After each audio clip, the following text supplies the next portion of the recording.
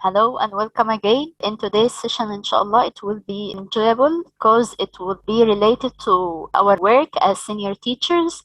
And the learning outcomes for today are to consider the purpose of peer observation. And as for peer observation, it's related to us as teachers and our colleagues. Understand the skills involved in peer observation, because there are certain skills that we need to put in mind while we observe our peers. To use effective feedback methods, because some feedback are positive and others are negative. So there are certain methods that we should put in mind while we are giving feedback to our colleagues, and to consider what to focus on in observing. It's not everything, not the whole class.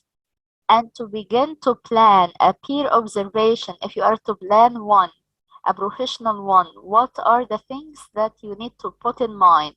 And to recognize the importance and value of peer observation in your own professional development.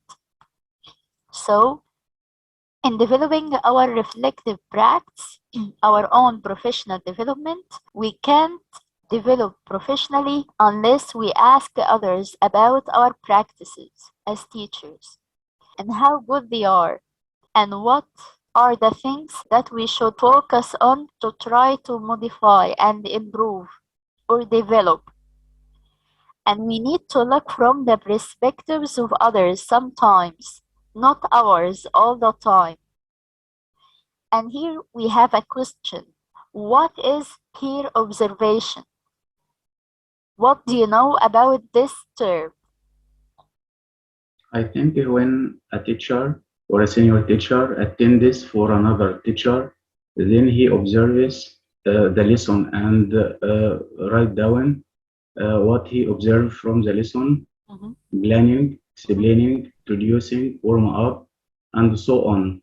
Okay, thank you. The second question is, what is the purpose of peer observation?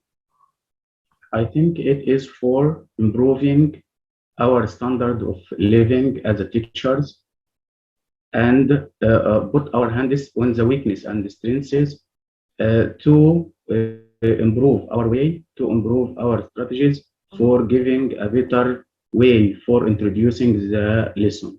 Thank you so much. Any other ideas?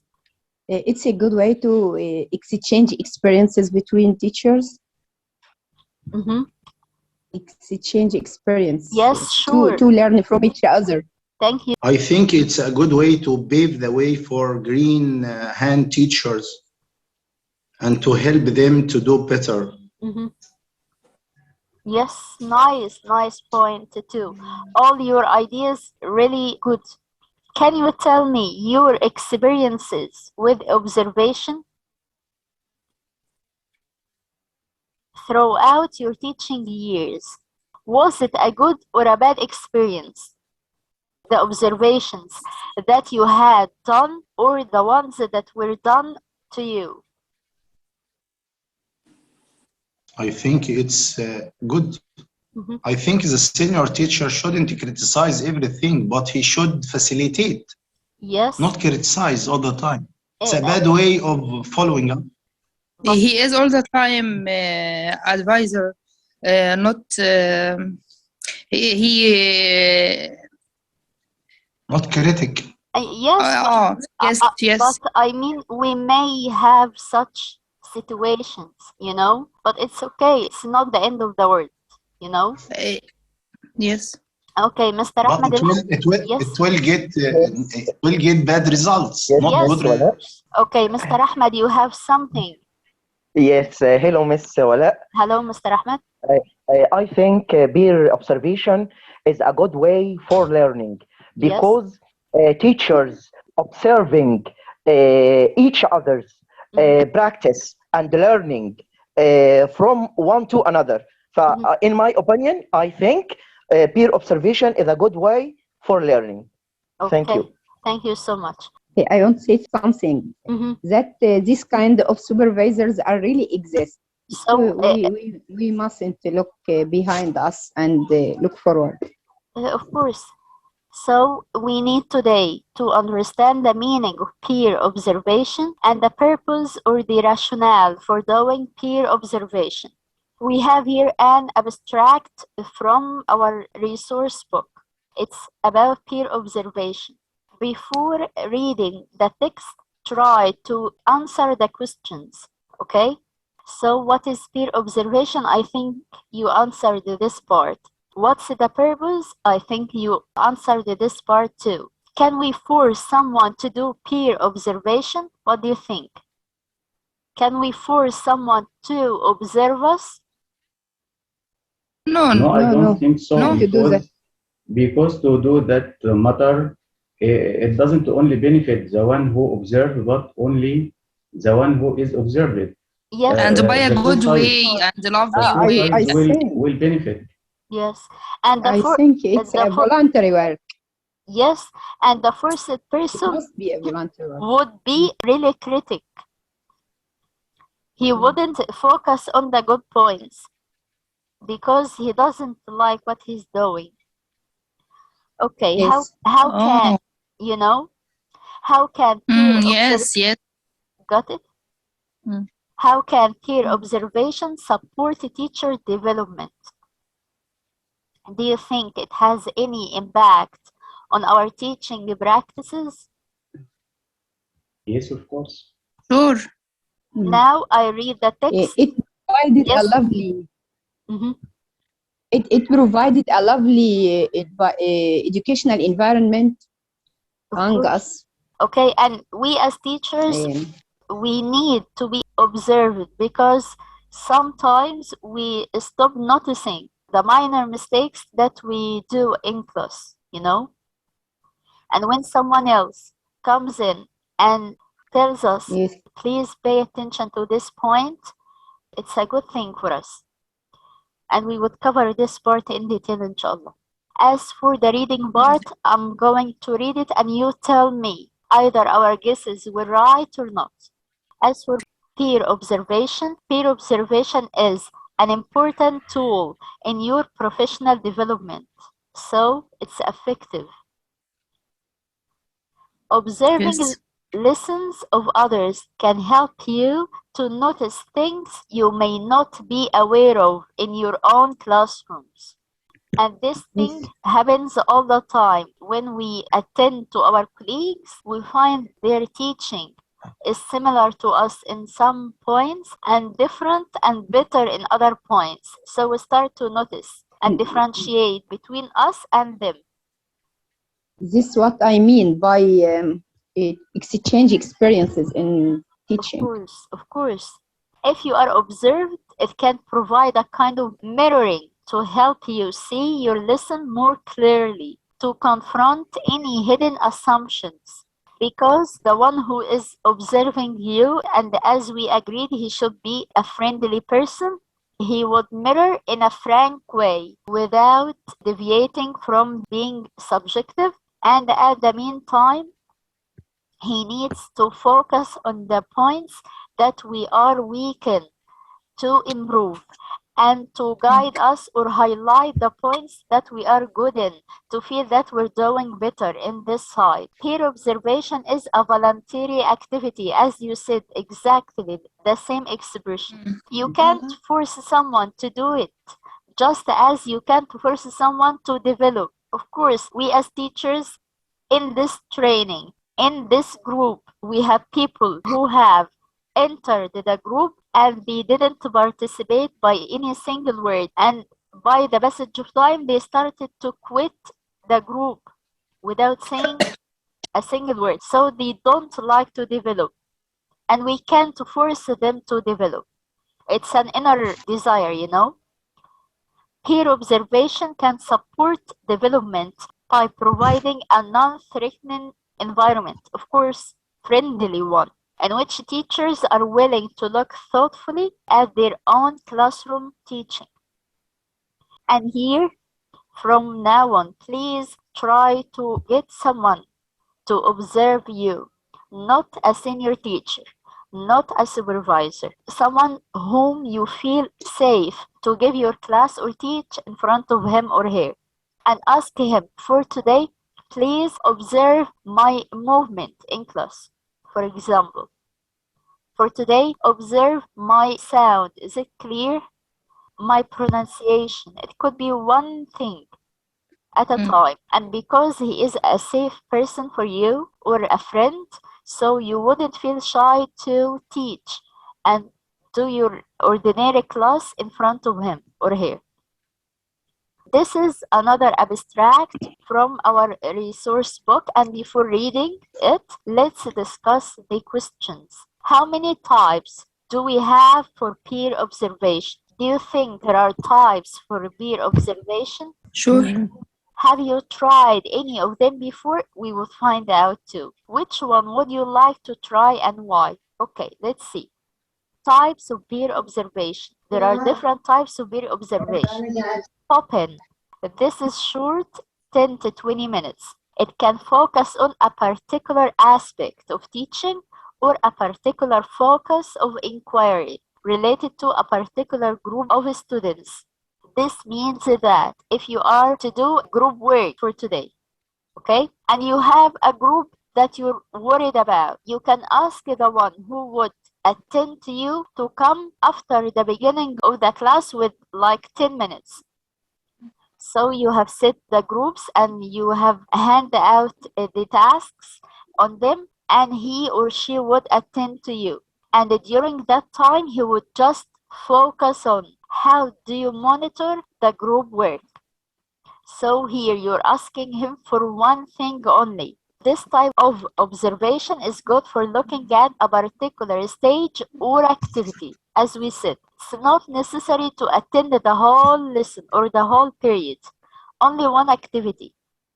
The second one, unobserved observations, which means the teacher meets with the observer and talks through what they want to do in the lesson. And this, some of our supervisors and senior teachers do that. They tell us before the lesson starts today, I will focus on your classroom management, for example. Then they teach the lesson without the observer being there. They meet up with the observer after the lesson to discuss how it went. This is useful if the teacher is trying out new methods or ideas. So here, the observer wouldn't attend, but the teacher himself would tell the observer, I want to do 1, 2, 3 for today. And after he finishes, you know the reflection part? He does the reflection part orally this time by talking to the observer and narrating what happened during the class. That's why it's called unobserved, because nobody was there, only the teacher. Observe himself? Yes, he is noticing because he is trying new methods or ideas. Yes. You know? Like self-evaluation. Yes, but this is orally. You reflect orally. And sometimes we do that. It's not a strange thing, by the way, but we don't call it or name it as unobserved observation. When you go to your colleague and tell her, you know, today I did so and so and so. What do you think of this practice? It happens. Series of observations. When we discussed a particular situation with our colleague. Yes, so it happens, but we didn't know his opinion about something. Yes, of course, as I told you, it happens, but we don't know that it has a certain name or title. Yes. Series of observations. Okay. These observations take place over a series of lessons.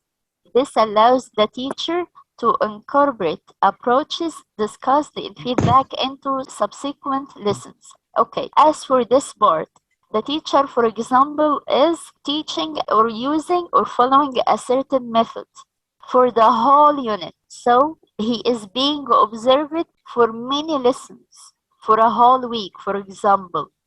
That's why it's called series of observations. When you try to modify or change something in your teaching and you want to make sure that you're using it day after day after day till it becomes a part of your daily practices.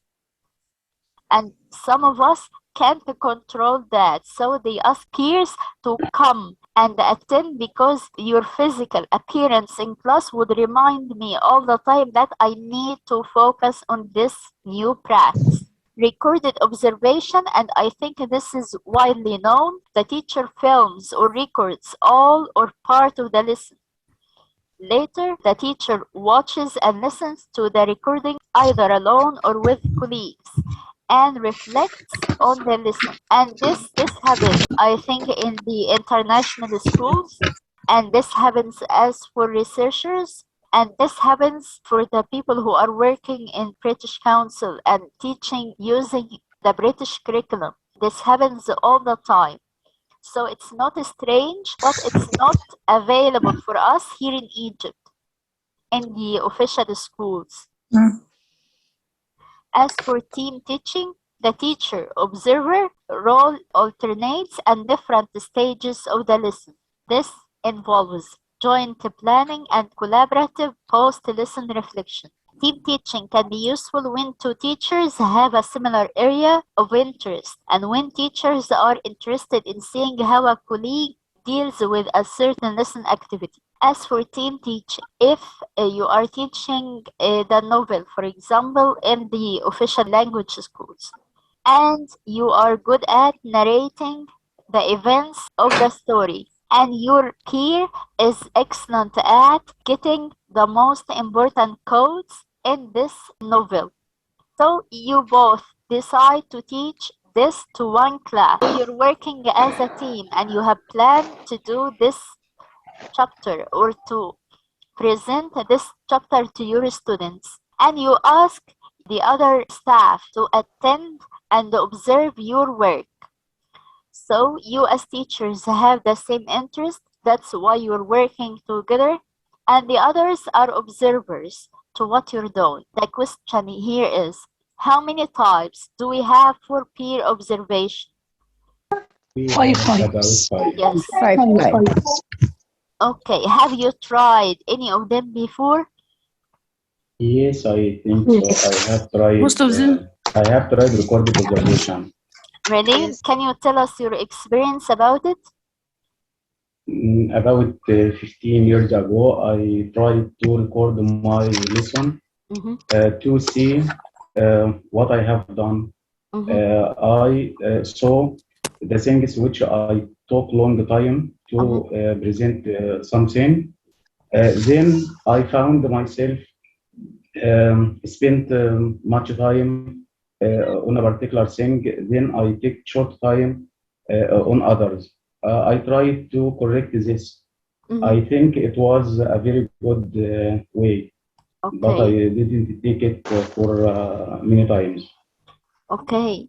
So, because you were like alert and willing to change or develop as we agreed, you did that. You didn't rely on others. You relied on Yes. yourself, which is a Yes. good thing.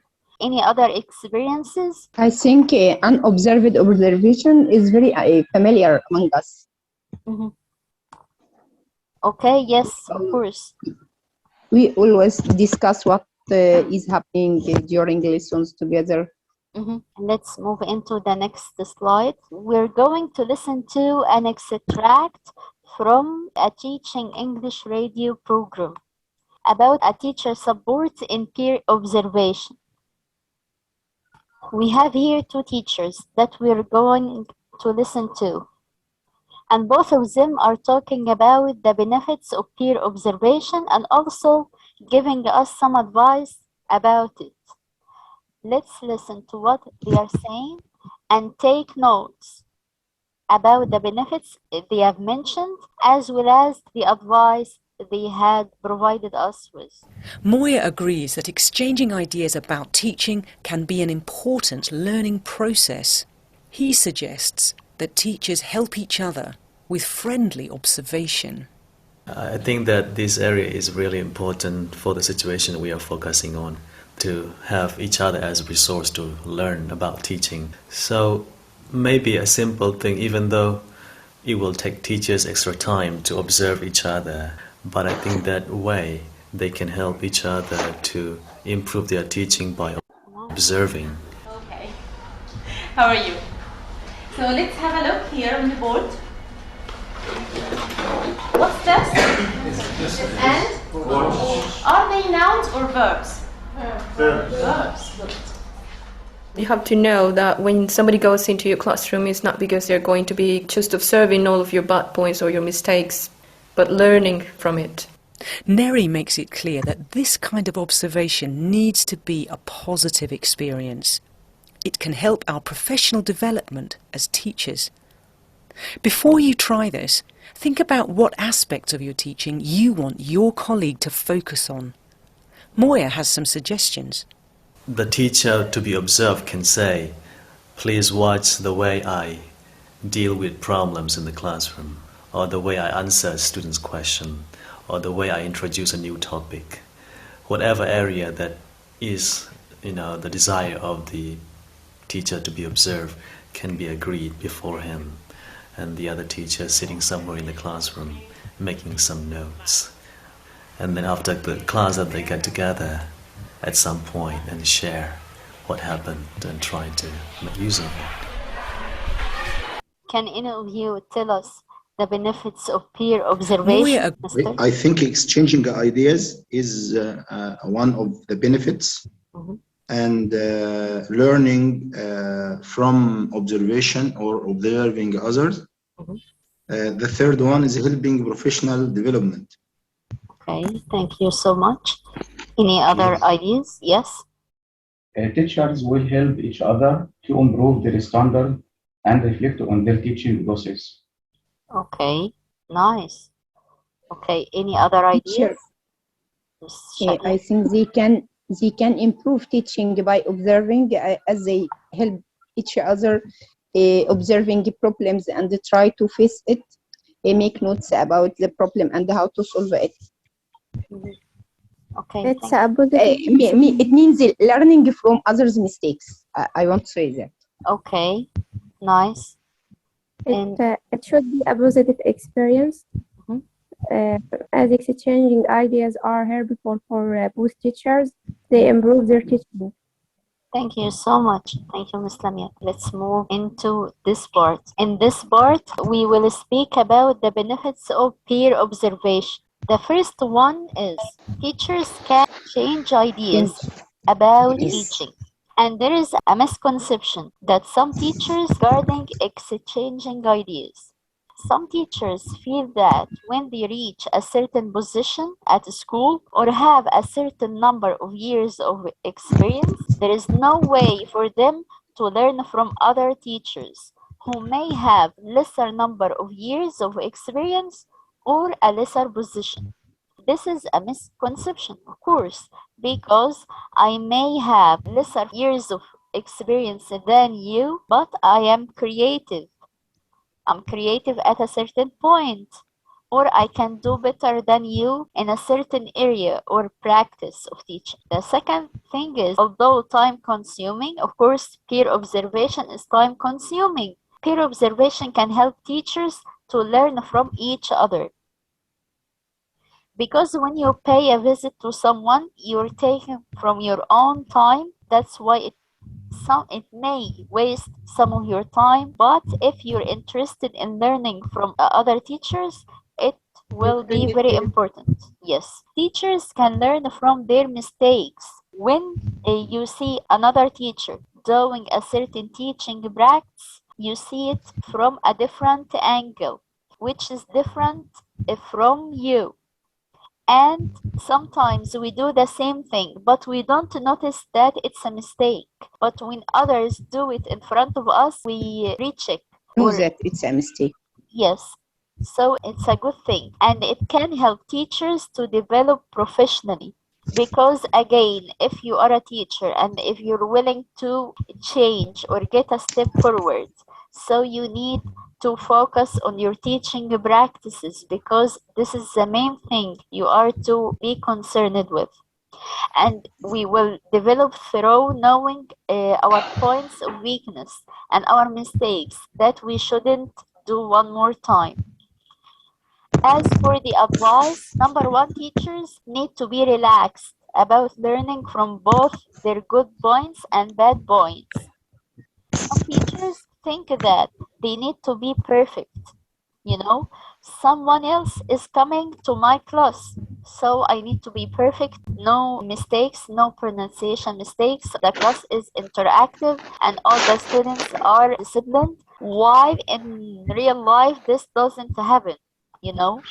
I know. So this is again a misconception for us that we need our class to be perfect. But in fact, we need to be natural, not perfect, because we learn from both good points as well as the bad points. Observation needs to be a positive experience because it's related with how we give feedback. Observation, yes, needs to be a positive experience because if you're giving the feedback in a negative way or the commentary in a negative way, you wouldn't welcome anyone else to attend to your class. And when planning an observation, consider what aspects of teaching you want a colleague to focus on. And again, and this is one of the mistakes that we as teachers and senior teachers usually do. When we attend to someone, we tend to focus on all the list that we have at our hands. But in fact, we need to focus on 1 or 2 points maximum for each visit. You can ask a teacher to focus on specific areas. So we were talking about the point that you can ask your colleague how I deal with problems. So I can ask my colleague to focus on this certain point, how I deal with problems or how I use questions. Do I use understanding checking questions or not, concept questions or not, how I introduce a new topic. Those could be points that we ask others to focus on while observing us. Only this point, and it's available for us. After the observation, share what happened with the teacher. Because if you are to observe someone and it ends still here without having a chatting with him or her, this is not good. You should have talked to him or her and told him the points that you didn't like or should be modified and the points that you felt that he is very good at, because this is how we grow, develop, and learn. We have here a lengthy text about peer observation. And here it tells us more information about peer observation. And let's start by the first paragraph to summarize. When we teach, we are often so involved in the purpose.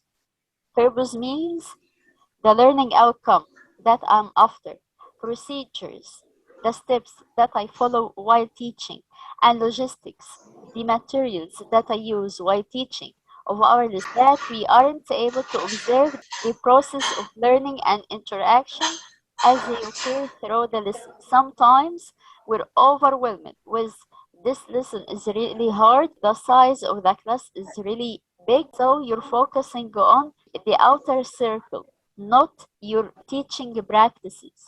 Being an observer in the classroom rather than a teacher releases us from these concerns and gives us freedom to look at lesson from a range of different perspectives. We talked about this point. When someone attends to you, he's not concerned with running the whole class. He's after you, not the students, because we as teachers all the time our main concern is the students. But here it's your turn and your right to be observed and to feel that you're important. Observing and being observed can be a powerful tool for teachers, of course. It helps teachers to learn from each other, to gain a better understanding of their own teaching, to develop a more reflective approach. And reflection is really important because some of us don't even think for a second about what they have done in class, but it's really necessary to think, was my class good or bad today? What are the points that I should have focused on more? Observation is a skill that can be learned and can improve with practice. Of course, some of us also tend to run away from the observation part. and they don't like to observe others, or they feel like they have no idea what and how to observe. So it's a skill, and it's a life skill for us because all the time we're observing the students. Why not try to develop observing your peers? Not for criticizing them, it's for learning from them and helping them to develop. The same thing will happen to you, by the way. In many education systems, observation is used for appraisal and evaluation. And this happens when they ask us, like education first institution, when they came to us. These kinds of classroom observation tend to be judgmental, and this is the main word for today, judgmental. To judge on us, not to try to help us, relying on the observer's subjective judgments. Subjective means either he is in a good mood or a bad mood, or whatever he feels, he would write down whatever he wants. While we should be objective, rather than developmental, developing the teacher's ability to assess their own practice. So we need those observations for the sake of our own development and our ability to assess our own practices and work together. However, classroom observation with peers provides an opportunity for teachers to develop their own judgments. And this is another skill that you need to focus on, because sometimes you don't like to say your opinion.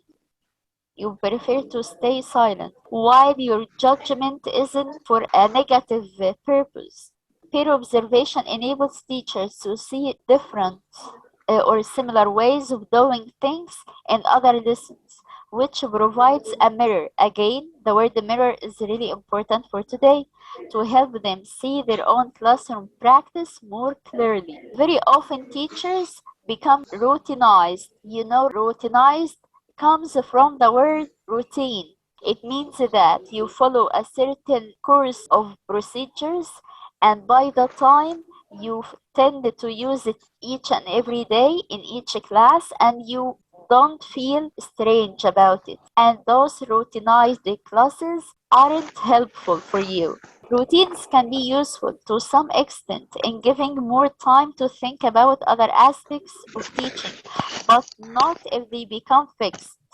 So we need routines. That's why by the early beginning of the school year, we started to set rules for our classes and tell the students we would do 1, 2, 3 while we are working in a listening lesson, for example, or speaking or reading lessons. But don't make them fixed. Peer observation can help teachers look at what they do in the classroom in a more thoughtful way. Discussion with a peer who has observed their lessons can help teachers reawaken their thinking about their own teaching. It helps you to think about your teaching.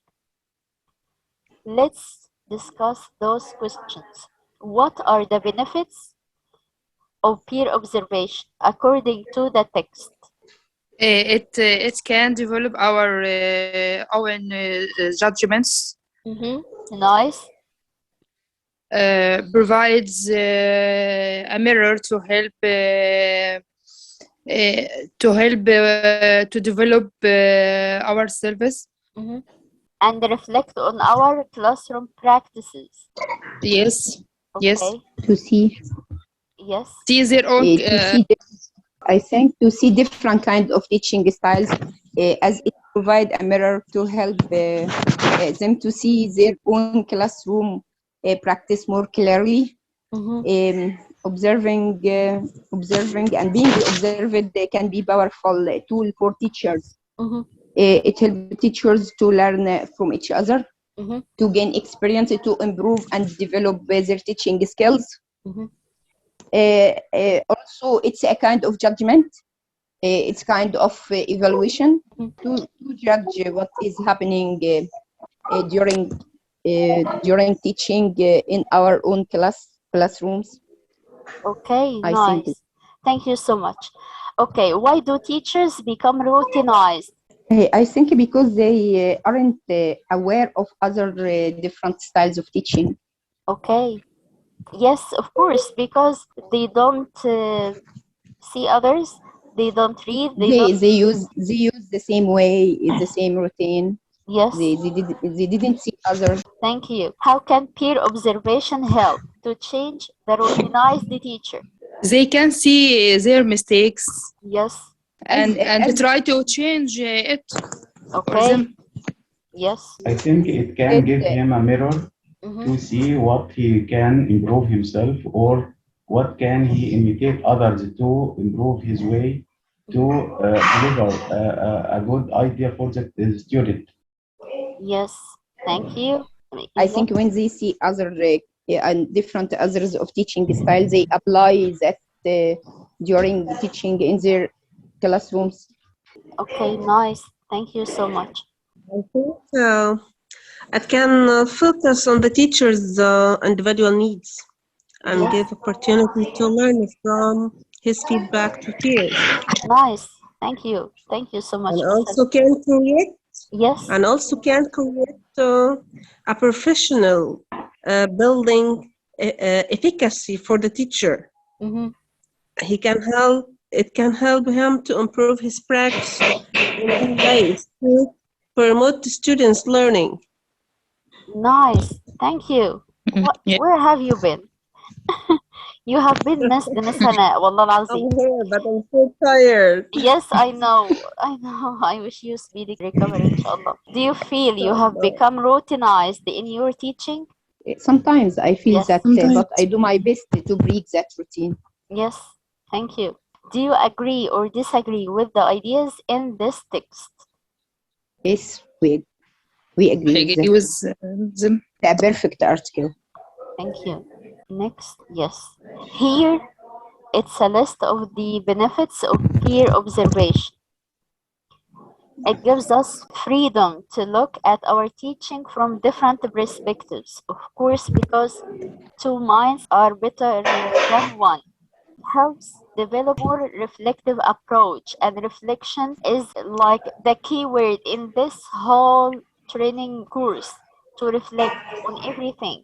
Helps to identify developmental goals, because sometimes we don't know that we're weak at this part unless someone highlights this part for us, and we know that we need to work on more and more. Helps to increase understanding of what learners are doing and the kinds of interactions that are going on. If I am using pair work or group work, if their interactions or my interaction with the students one way, which is TTT, or I'm allowing them to speak and express themselves, which is STT. Helps them to see their own classroom practice more clearly, because you feel that you are in the shoes of this teacher. Why do teachers become routinized, and how can peer observation help? Peer observation can help teachers to see different ways of doing things and see their own classroom practice more clearly, because here we see ourselves in the person who is standing in front of us and teaching. And if he or she using, look at this shape for 6 seconds on my count. 1, 2, 3, 4, 5, 6. Stop. Okay, one more time to look at it for other 6 seconds. 1, 2, 3, 4, 5, 6. Tell me what you have observed. Tell me. Okay. From up to down, you. From down to up, joy. Okay. Really smart. Any other opinions? Your observation is very good. Observation is very good. Lamia, Your yes. observation, Hanan, your observation is very good. Wow, I like it. Really smart. Okay, any other observations?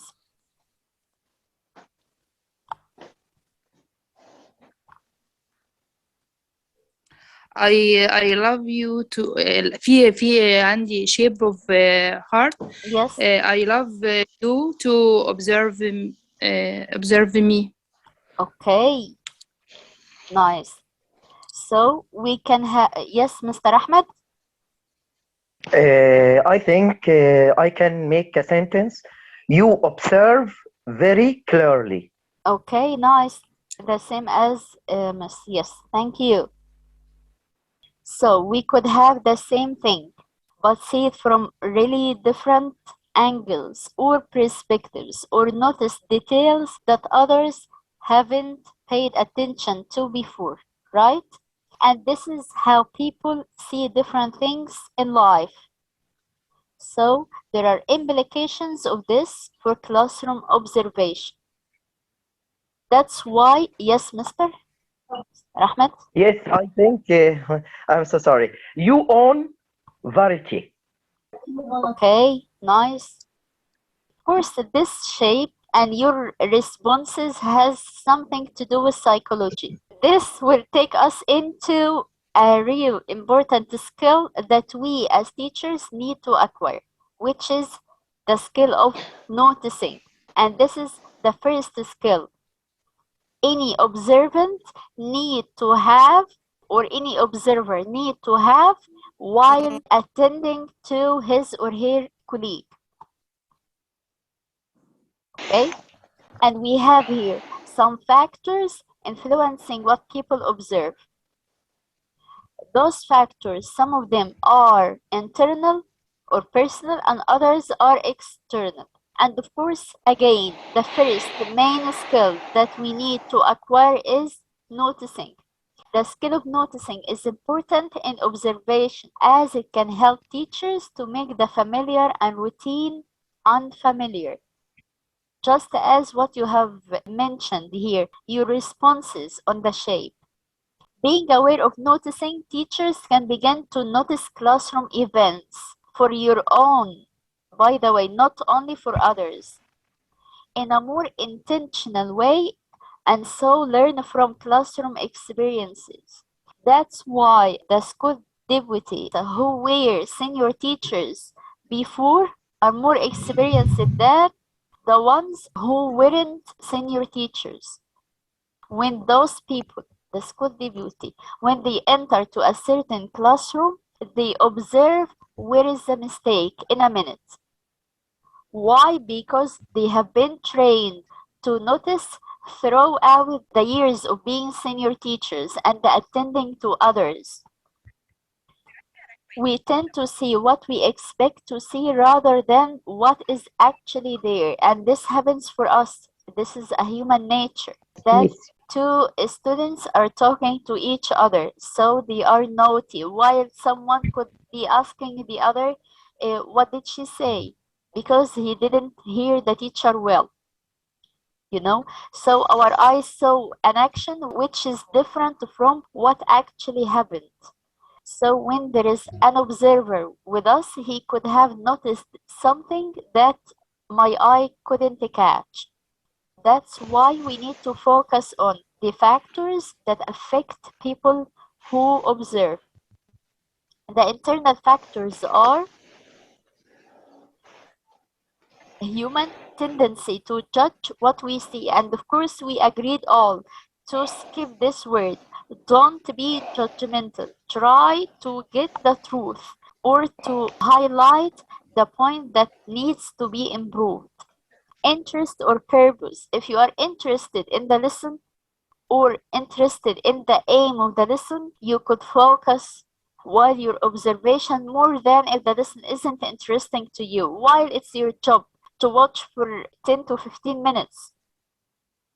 So even if the lesson is boring, it's your job, it's your task that you need to observe well. Don't be subjective, be objective. The age, of course, senior teachers are somehow older than the other teachers, and this affects their performance, but also affects how they could observe us. Gender, mood, and please, don't make your mood a factor while you are observing others. I don't like this person. So I'd attend to him or her each week because I like to annoy him or her, which is not a good thing. It's not professional at all. Expectations. Sometimes we hear about certain teachers, certain things, and that he's really bad in running his class. His time management is awful. And we enter this class with this mentality. While we are there, we find the opposite. He's really good. So don't put expectations. Be neutral. Relationship observer and observee, if you like him or not, which is not objective at all. You shouldn't interfere the personal relations with your work. As for the external factors, position in the classroom, and this is an important point. If you are to watch the students' practices, be close to the students. If you are to watch the teacher's time management, don't stick to the students. Try to be closer to him. Size of the class, the number of the students, context for observation, when and where. Sometimes some observe at the 7th or the 9th class, which is unfair for the students, not the teacher himself. It's not for the sake of the students. At that time, they are really tired and they wouldn't stay still as we expected them to be. Other competing sources like noise, if there is so much noise coming from outside the class, this would sure affect the students' performance. Okay, again, here it says, observation is a highly subjective process. Subjective means? Effective. Okay. Fair. Yes, so you shouldn't rely on your personal mood. You have to be professional while doing this. What we perceive is shaped by our own experience, our purpose, our personality, gender, age, education, training, culture. So our own families shaped us in some points. Our friends helped us to be shaped in other points. And all those things and the whole society helped us to be shaped in a third group of points. Okay? All those factors make me as a human being, but shouldn't be look like you. That's why we shouldn't be judgmental, because my background could be totally different from yours. But my teaching or teaching practices are the things that you as a teacher or a senior teacher should focus on, not me, not my personality, because we have totally different social and cultural backgrounds. As observers, we need to see clearly, not to see what we want to happen or what we think should happen. And this is again really important. Don't enter to someone waiting for him to commit a mistake. If someone said a word wrongly, don't judge him for that. We all make mistakes, either in Arabic or in English, informal or informal, you know? So it happens. Yes. But if this mistake kept happening, or if the person kept doing the same mistake over and over and over again, of course, it's your responsibility to tell him, pay attention to this. It's useful to be aware of possible influences which may bias our observation, like the light, the heat. If the class is overcrowded or it's facing the sun for long hours, the students wouldn't be that calm, of course. The tendency to judge is a fact of human nature. But if peer observation is about development, then we must avoid making prior judgments. Don't enter to any classroom of your colleagues saying that, yes, I have attended to her 2 years ago and she was awful in that. No, give her a break. You don't know how far has she or he changed or developed. External influences are also important, such as where you decide to sit in the classroom. We said this point. Remember also that when you are making notes, you aren't noticing. So notes need to be selective. don't write each and every single teaching practice that happens in the classroom. All of us know people who, when they observe others, they come out having like a full sheet of notes. You should count the time in which you did this piece of writing and the time of the classroom. So you wasted like 10 to 15 minutes writing all those points, you know? So you need to be selective and choose 1 to 2 criteria to judge on in each period. Okay? This is the end of today's content or session. Tomorrow, inshallah, we will continue with peer observation with another skill, which is active listening. I'm sure you're gonna like it inshallah. وشكرا على كل الناس اللي دخلوا على شكرا لحضرتك والله. واشتغلوا. شكرا حضرتك بسم الله. لا ما شاء الله يعني شطورين. عيب يعني ان انا اقول الكلمه دي، بس انتوا ما شاء الله عليكم مجموعه والله متميزه. وانا حضرتك الاشطر. لا والله انا يعني من حسن حظي، هفضل اقول من حسن حظي والله، الحمد لله والشكر لله، فضل ونعمه. من حسن حظنا والله يعني. ربنا يبارك فيك يا رب ويجزيكي كل خير يا رب. واياكم يا رب.